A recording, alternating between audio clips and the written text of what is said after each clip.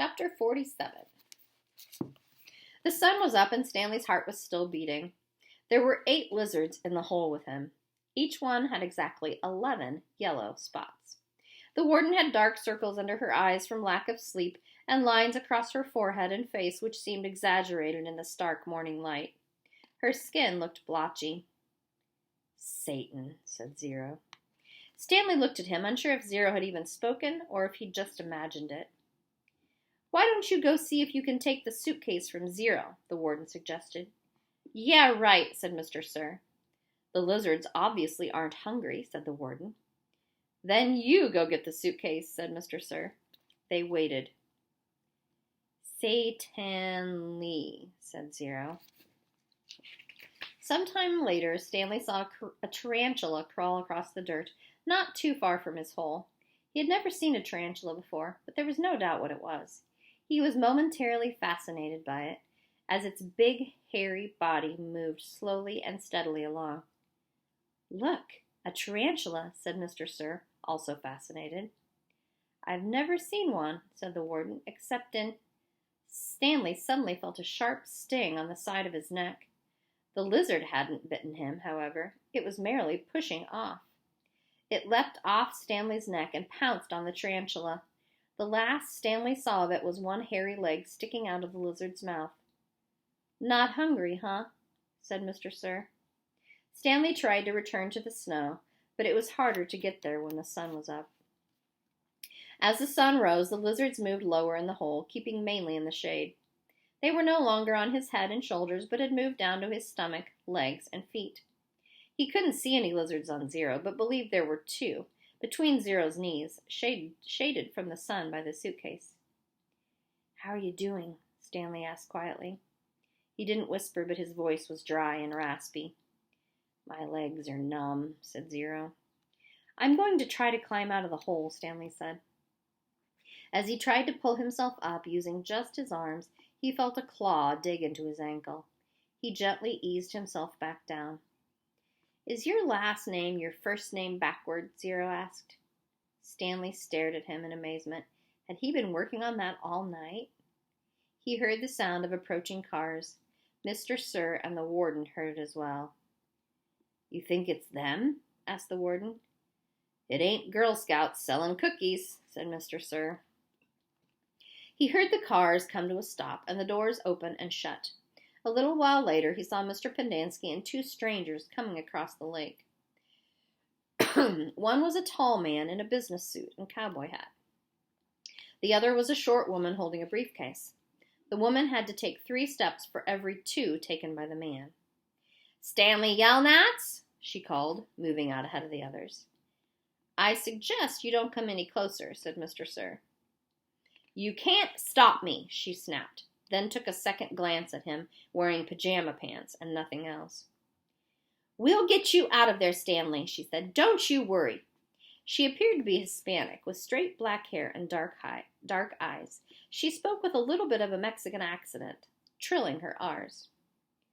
"What in tarnation!" the tall man exclaimed, as he came up behind her.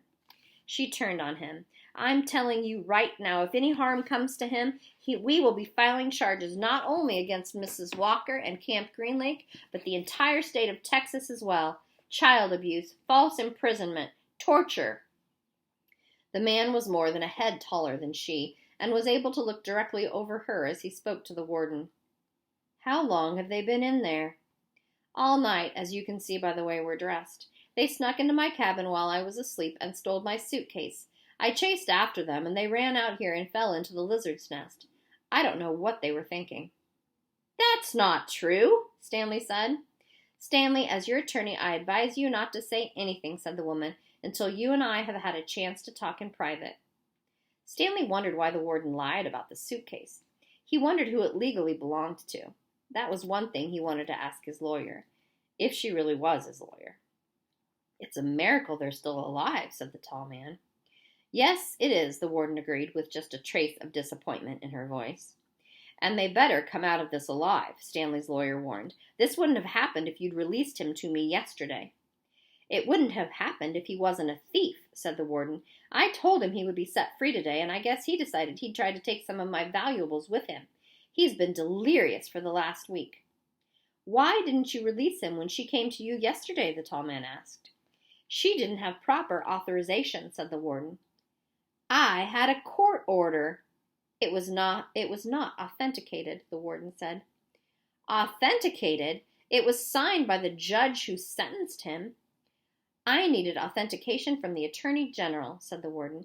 How do I know it's legitimate? The boys in my custody have proven themselves dangerous to society. Am I supposed to just turn them loose any time someone hands me a piece of paper? Yes, said the woman, if it's a court order.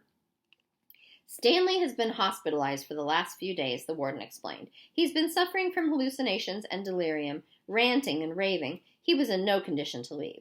The fact that he was trying to steal from me on the day before his relief proves. Stanley tried to climb out of his hole, using mostly his arms so as not to disturb the lizards too much. As he pulled himself upward, the lizards moved downward, keeping out of the sun's direct rays. He swung his legs up and over, and the last of the lizards hopped off. Thank gosh! Exclaimed the warden. She started toward him, then stopped. A lizard crawled out of his pocket and down his leg. Stanley was overcome by a rush of dizziness and almost fell over. He steadied himself, then reached down, took hold of Zero's arm, and helped him slowly to his feet. Zero still held the suitcase. The lizards, which had been hiding under it, scurried quickly into the hole. Stanley and Zero staggered away. The warden rushed to them. She hugged Zero. Thank goodness you're alive, she said, as she tried to take the suitcase from him. He jerked it free. It belongs to Stanley, he said. Don't cause any more trouble, the warden warned. You stole it from my cabin and you've been caught red-handed. If I press charges, Stanley might have to return to prison. Now I'm willing, in view of all the circumstances, to... It's got his name on it, said Zero. Stanley's lawyer pushed past the tall man to have a look. See? Zero showed her. Stanley Yelnats. Stanley looked too. There, in big black letters, was Stanley Yelnats. The tall man looked over the heads of the others at the name on the suitcase. You say he stole it from your cabin? The warden stared at it in disbelief. That's It's She couldn't even say it. Ha ha!